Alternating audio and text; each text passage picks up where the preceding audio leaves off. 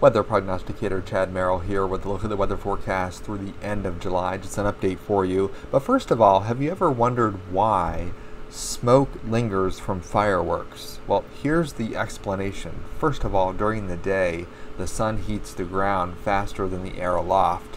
So what you get is the sun warms the ground very fast, that air rises, and the cooler air from aloft comes down towards the surface, and you create a circulation pattern in the atmosphere, and that causes the winds to pick up a little bit, and thus the atmosphere basically expands during the day. But at night, what happens is the ground cools more readily than the air aloft, so what you get is an inversion develop where temperatures at night will actually be warmer aloft, and in order for air to rise, it needs to be warmer than the air above it. So, because the air is warmer along this layer here at about 5,000 feet, the smoke can't rise. The smoke is actually cooler than the air aloft, so it tends to move parallel to the ground but doesn't dissipate up into the atmosphere.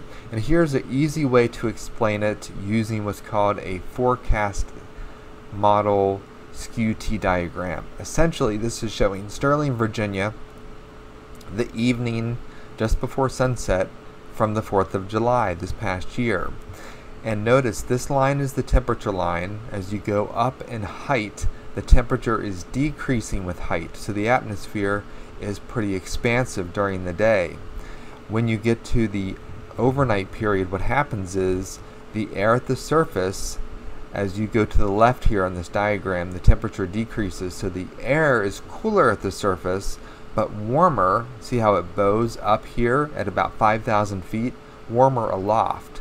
So that creates an inversion. That also is a reason that you get smog and fog development during the fall time as well. So because the air aloft is warmer, you trap a lot of the particles or smoke pollution from fireworks in the first 3,000 feet of the atmosphere. It happens most years on the 4th of July when the fireworks take place in the evening time. Well, speaking of smoke, we've had plenty of dry weather across the interior Mid-Atlantic, and here's a progression of what the drought tends to make your grass look like as you go through time. Stage 1 of the drought development shows the grass starting to dry out. This is stage 2, so which is your lawn right now across the interior Mid-Atlantic? Most likely it is in stage 2 or stage 3, but the extreme drought is when you start to get cracks develop in your lawn, and that is a sign that the water table is being impacted by drought. Speaking of which, here is the latest on the drought conditions across the eastern U.S., the Mid-Atlantic. Moderate drought has developed in the Mid-Atlantic. Otherwise, drought hasn't developed yet across much of interior Mid-Atlantic, including west of Interstate 95, but the precipitation or rainfall has been about 2 inches below average. No drought development just yet across the Mid-Atlantic, except for the Laurel Highlands. Washington, D.C. had a streak of 20 days where the temperature was at or above 90 degrees from June 26th to July 15th. That streak was broken, though, on the 16th of July when the temperature reached 87. If the temperature would have exceeded 90 degrees or reached 90 degrees on that day, then Washington, D.C. would have tied the all-time record for the number of consecutive days with temperatures at or above 90 degrees. It's been a hot week so far. As a matter of fact, take a look at these record highs on Sunday, July 19th. Altoona, Pennsylvania, 95 degrees. Richmond, 101. Dallas International, 98. BWI, 100 degrees. Roanoke, 99. Many places either tied or exceeded the record highs for the day. And speaking of the heat, notice the 30-year trend in the high temperatures across the Mid-Atlantic. This is showing Baltimore, Philadelphia, Pittsburgh, and Elkins, West Virginia.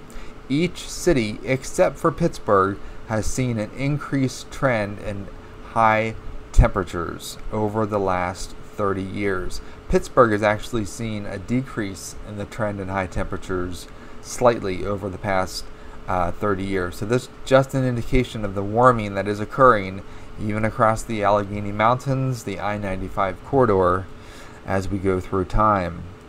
Now, this has resulted in more growing season days compared to average, or compared to the 1951-1990 average. So across much of the Mid-Atlantic, you can see we've seen anywhere from 15 to 25 more days in the growing season compared to what it was like back in the 1950s through the early 1990s. So just some useful information there, especially for farmers. Going forward through the month of July, what we see is scattered thunderstorms on Wednesday, late day thunderstorms on Thursday as a cold front comes through. That will bring not as hot, I should say, and less humid weather. It's not going to be cool by any stretch of the imagination, but we won't see those temperatures in the upper 90s. Fair and dry on the 25th. This weekend, late day thunderstorms return on the 26th. We're back into the upper 90s on Monday as a cold front comes through, and that cold front will take its time to move through the Mid-Atlantic, so there are opportunities for thunderstorms, mainly along I-95 on the 28th, the southern Mid-Atlantic on the 29th, and then the 30th and 31st, just scattered thunderstorms across the Mid-Atlantic that could produce some briefly heavy rain, but we do expect drought to expand between Route 219 and Interstate 81 through the end of July. Alright, here we go through the remainder of summer in terms of drought relief. We do expect some relief to develop by late August into September across much of the Mid-Atlantic that is seeing the dry trend right now. Along and east of Interstate 81, dry spells are expected, but no drought development. We are expecting late August to September to turn wet, so that will be good news for much of this zone of the Mid-Atlantic. Don't forget, Labor Day coming up September 5th through the 7th, and we see mostly sunny to partly cloudy skies, just isolated thunderstorms along the spine of the Alleghenies and along the shores of the Chesapeake Bay during the afternoon. Otherwise, not looking too bad out there. Temperatures will be warm, of course. We're talking about temperatures in the 60s in the Alleghenies in the morning, lower 70s elsewhere early in the day, and then we warm it up to around 90 degrees along I-95. The Alleghenies stay near 80 degrees. Log on to almanac.com to order your 2020 almanac, or if there's a particular year you are looking for, we have that in stock as well, or sign up for the almanac in digital format. Have a great day and week.